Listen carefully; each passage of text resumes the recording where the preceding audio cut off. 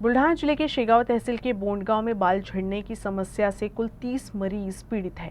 वे स्वास्थ्य विभाग की विभिन्न शाखाओं से उपचार प्राप्त कर रही हैं।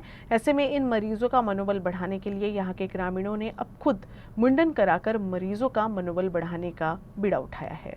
आम्ही बोंडगावचे रहिवासी असून आमच्या गावात गेल्या 1 महिन्यापासून केस गळतीचं प्रमाण वाढलेलं होतं आणि एक आजार पसरलेला होता।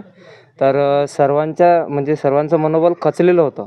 तर खचलेलं असल्यामुळे सर्वांनी त्यांचं मनोबल वाढवण्यासाठी आम्ही मुंडन करून त्यांच्या सोबत आहोत असा संदेश देण्यासाठी आम्ही मुंडन केलेलं आहे समजा सर्व मित्रपरिवाराने।